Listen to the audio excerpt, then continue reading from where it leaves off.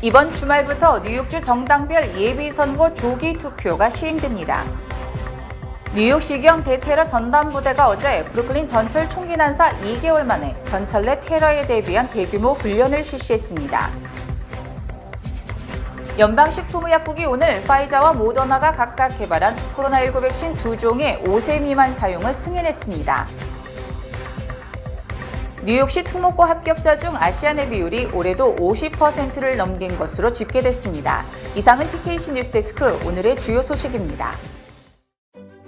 가족과 친구, 소중한 이들은 친밀한 유대관계입니다. 백신 접종은 우리가 더 가까워지도록 돕습니다. 백신 접종은 코비드-19로 인한 심각한 질병에 대해 보호력을 제공합니다. 백신을 접종받고 부스터 주사로 최신 상태를 유지하십시오. 백신 접종소를 찾으시려면 nyc.gov/백신파인더를 방문하거나 877-829-4692로 전화하십시오. 시청자 여러분 안녕하십니까? 6월 17일 금요일 TKC 뉴스데스크 첫 소식입니다. 이번 주말부터 뉴욕주 정당별 예비선거 조기 투표가 시행됩니다.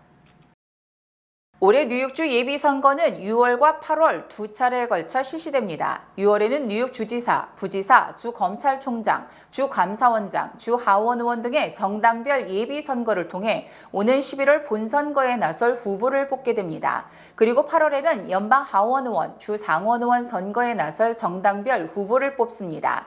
뉴욕시 유권자들은 별도의 신청 없이 배정된 조기 투표소에서 투표할 수 있습니다. 한인 밀집 지역의 조기 투표 장소로는 베이사이드 뉴욕 한인 봉사센터, 퀸즈 칼리지, 플러싱 더 보이스 클럽 오브 뉴욕, 라과디아 커뮤니티 칼리지, 퀸즈보로 커뮤니티 칼리지 등이 있습니다. 조기 투표는 18일부터 26일까지 실시됩니다. 뉴욕시경 대테러 전담부대가 어제 브루클린 전철 총기 난사 2개월 만에 전철 내 테러에 대비한 대규모 훈련을 실시했습니다. 뉴욕시경 대테러 전담부대는 오늘 뉴욕시 소방구 훈련학교에서 준비한 전철 내 테러 4개의 시나리오에 대응하는 훈련을 펼쳤습니다. 대테러 전담부대는 오늘 총기 난사범이 전철을 타고 총격을 가하는 실제 상황을 방불케 하는 훈련을 실시했습니다. 오늘 훈련은 브루클린 전철 총격 사건과 비슷한 사건이 발생했을 것을 가정해 부상을 입은 피해자들도 동원됐습니다. 소방구 훈련학교의 한 관계자는 지난 4월 브루클린 전철 총격 사건을 구체적으로 연구하고 그 결과 새로운 대응 방법들을 훈련에 반영했다고 소개했습니다. 또 전철 내 사건 대비 전담팀은 뉴욕 시내 모든 전철역을 돌아다니고 있고 부상자들에게 응급처치를 제공할 수 있는 모든 장비를 갖추고 있다고 강조했습니다. 연방식품의약국이 오늘 파이자와 모더나가 각각 개발한 코로나19 백신 2종의 5세 미만 사용을 승인했습니다. FDA는 모더나 백신에 대해 생후 6개월 이상 영아부터 17세 청소년까지 이르는 전 연령 사용을 허가했습니다. 파이자의 경우 생후 6개월 이상 영아부터 4세 이하 유아까지의 사용 승인이 추가로 이루어졌습니다. 이번 결정은 앞서 지난 15일 FDA가 소집한 전문가 21명 패널이 두 백신의 해당 연령 접종 승인 권고를 내린 지 이틀 만에 나온 것입니다. 이로써 미국 내 5세 미만 영유아의 코로나19 백신 접종을 위해선 연방질병통제예방센터 결정만이 남게 됐습니다. CDC 전문가 패널의 권고가 주말 중에 나오면 로셸 윌렌스키 CDC 국장의 최종 승인을 거쳐 오는 21일부터 미국 내 접종이 이루어질 전망입니다. 뉴욕시 특목고 합격자 중 아시안의 비율이 올해도 50%를 넘긴 것으로 집계됐습니다. 뉴욕시 교육청이 발표한 올해 특목고 합격자 통계에 따르면 입학시험 응시자는 27,669명, 합격자는 4,053명으로 집계됐습니다. 이는 지난해보다 응시자는 늘어나고 합격자는 줄었습니다. 인종별로는 아시안이 2,128명으로 전체 합격자의 52.5%에 달한 반면 백인은 27.8%, 히스패닉 5.7%, 흑인은 3.2%에 그쳤습니다. 스타이븐스 고등학교는 전체 합격자 750명 중 507명이 아시안으로 전체 67%를 차지한 반면 백인은 15.6%, 히스패닉 23%, 흑인은 11%로 집계됐습니다. 또 브롱스 사이언스는 전체 합격자 722명 중 아시안이 394명으로 절반을 약간 넘었고 백인이 171명으로 24%로 스타이븐스보다는 백인 합격자 비율이 높았습니다. 특히 시험 응시자 중에서 아시안 학생은 31%로 전년도 34.7%보다 줄었고 백인 학생도 전체 17.1%로 전년도 18.4%에서 다소 줄어든 반면 히스패닉과 흑인 응시자는 다소 늘었습니다. 코로나19 이후 뉴욕시 공립교 등록률이 8% 하락한 것으로 조사됐습니다. 뉴욕시 교육청은 2022학년도 공립교 등록 학생은 91만 9천여 명으로 2020학년도 100만 2천 명보다 8.3% 감소했다고 밝혔습니다. 또 이는 2021학년도 95만 5천 명보다도 4.7% 줄어든 것입니다. 특히 중학교 지원자와 고등학교 지원자도 각각 4천 명씩 감소한 것으로 집계됐습니다. 이에 대해 교육 전문가들은 출산율이 낮아지고 타 지역으로의 이사가 원인인지 아니면 공립학교에 대한 불만과 홈스쿨링 증가 때문인지 정확히 추정하기 힘들다고 분석했습니다. 이처럼 학생 수가 줄어들에 따라서 새 회계연도 뉴욕시 예산에서 공립학교 지원 예산은 2억 1,500만 달러가 삭감됐습니다. 바이든 행정부가 체감 물가에 가장 큰 영향을 미치는 기름값을 잡기 위해 다음 주 대형 정유 회사들과 긴급 회의를 갖습니다. 연방에너지부는 석유 회사들의 원유 정제 능력과 생산을 늘리기 위한 조치를 논의하기 위해 회의를 개최할 것이라고 어제 밝혔습니다. 연방에너지부는 정확한 회의 날짜는 밝히지 않았으나 로이터 통신은 오는 23일 목요일 회의가 열릴 것이라고 보도했습니다. 이에 앞서 바이든 대통령은 최근 7개 석유회사 경영진에게 서한을 보내 에너지부 장관에게 유가에 관한 긴급회의 소집을 지시했다고 밝혔었습니다. 현재 원유가는 배럴당 120달러까지 급등한 가운데 갤런당 휘발유 가격은 사상 처음으로 5달러를 돌파했으며 캘리포니아주는 8달러대로 치솟고 있습니다. 바이든 행정부는 휘발유 값이 미국 소비자에게 가장 큰 부담이 되며 중간 선거의 승패를 좌우할 요소라고 판단이 돼 기름값 잡기에 총력을 기울이고 있습니다. 미국 증시가 과거 급락장과는 달리 이제 연준이 주가를 떠받치지 않을 것이라는 전망이 확산되면서 걷잡을 수 없이 추락할 가능성이 커지고 있습니다. 뉴욕 증시는 연준 기준금리 인상 뒤 폭락하고 있으며 다우지수는 지난 1월 5일 역대 최고점에서 20%가량 하락했고 나스닥 지수는 무려 34%, S&P 500 지수는 24% 내려갔습니다.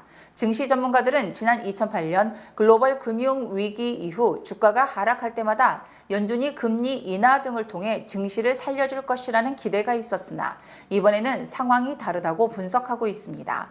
최근의 주가 하락이 연준의 공격적 금리 인상에서 비롯됐기 때문에 연준의 구제책을 기대할 수 없는 상황이며 인플레이션이 악화될 경우 금리를 더 인상할 가능성이 커 당분간 증시는 더 추락할 것이라는 전망이 우세합니다. 또 1945년 이후 S&P 500 지수는 전 고점 대비 20% 하락한 뒤에도 주가가 14% 더 추락했고 103일이 지난 뒤에야 바닥을 친 것으로 조사돼 앞으로 3개월여 동안 더 내려갈 것으로 전망됩니다. 미국 경제가 고물가와 금리 인상의 활력을 잃고 있으며 이미 경기 침체에 빠졌다는 분석이 나오고 있습니다.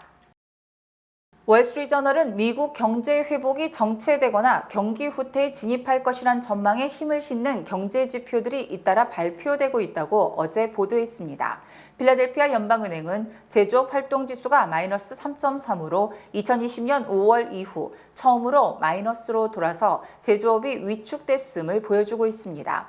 또 아틀란타 연방은행은 2분기 미국 국내 총생산 전망치를 0%로 내렸으며 이는 경기가 둔화되는 것이 아니라 후퇴할 가능성을 시사하는 것입니다. 블룸버그 통신도 제롬 파월 연준 의장이 사실상 경기 후퇴 가능성을 인정해 투자자들이 크게 위축돼 발을 빼고 있다고 전했습니다. 경기 후퇴는 2분기 연속 국내 총 생산이 감소될 때를 의미하며 지난 2020년 코로나 초기 2개월간 경기 후퇴가 된 뒤 다시 회복됐었습니다.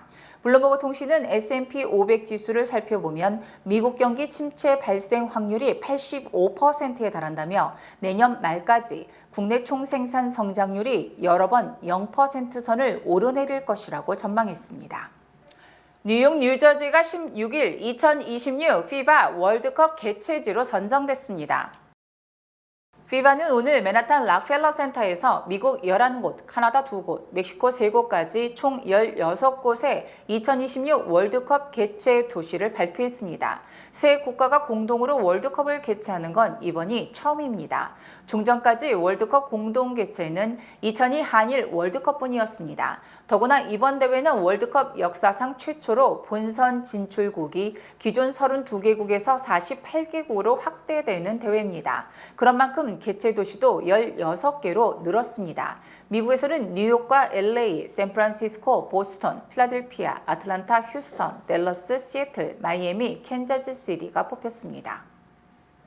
중국이 자체 기술로 만든 세 번째 항공모함이 그 모습을 드러냈습니다. 인도 태평양 해역에서 미국과 경쟁이 더 치열해질 것으로 보입니다. 베이징 송욱 특파원입니다. 수백 명의 중국 해군지로 거대한 선체를 드러낸 항공모함. 오늘 상하이에서 진수한 중국의 세 번째 항모 푸젠함입니다.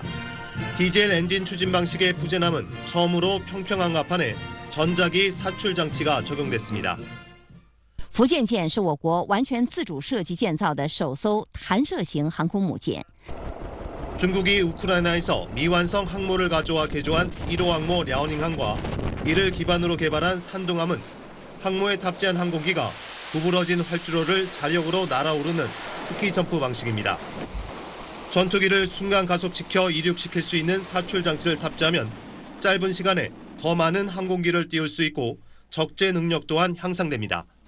최대 적재량을 실은 상태를 뜻하는 만재 배수량도 8만 톤으로 기존 항모들보다 늘어났습니다. 새 항모의 명칭 푸젠함은 타이완 맞은편에 있는 푸젠성의 이름을 따 타이완 통일에 대한 메시지를 담은 것이란 해석이 나오고 있습니다. 중국은 2035년까지 모두 6척의 항공모함을 확보해 미국 항모에 타이완 해협 접근을 막겠다는 목표를 가지고 있습니다. 지난 2018년부터 개발에 착수한 네 번째 항모에는 처음으로 핵 추진 방식이 적용됩니다. 중국은 미국에 이어 세계에서 두 번째로 항모를 3척 이상 운용하는 국가가 됐습니다. 강화된 해군력을 바탕으로 군사 활동 영역을 넓히려는 중국과 이를 견제하려는 미국의 경쟁은 더욱 치열해질 전망입니다. 베이징에서 SBS 송욱입니다.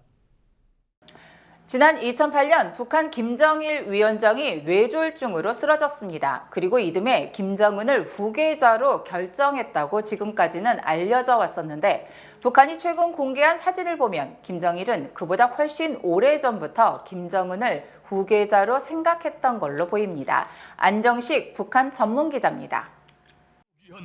김정은 후계 체제 확립에 기여한 현철의 인민군 원수가 사망한 뒤 북한이 최근 방송한 현철의 추모 기록 영화입니다.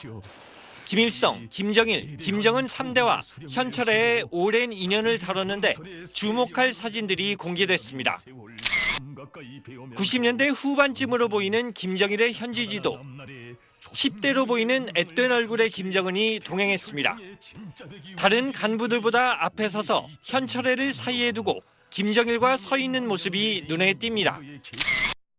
김정은이 양복을 입은 또 다른 사진. 넥타이를 짧게 한 모습이 다소 어색해 보입니다. 김정일이 양손으로 뒷짐을 진 것을 보면 2008년 뇌졸중으로 쓰러져 마비가 오기 전 시기임을 알 수 있습니다.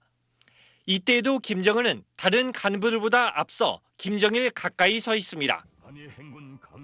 김정일의 후계자는 뇌졸중으로 쓰러졌던 김정일이 2009년 초 결정한 것으로 알려져 있는데 이보다 훨씬 전부터 김정일은 잠재적 후계자로 김정은을 염두에 두고 현지 지도에 동행시킨 것으로 보입니다.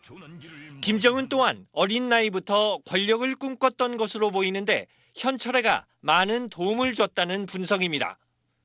현철의 동지가 심장 깊이 절감한 것은 우리 혁명은 오직 백두의 혈통으로만 이어져야 하며 김정일의 후계자가 장남 김정남이 될 것이냐 차남 김정철이 될 것이냐를 놓고 외부에서 의견이 분분했지만 북한 내부적으로는 김정은 후계 체제가 차근차근 준비되고 있었던 셈입니다.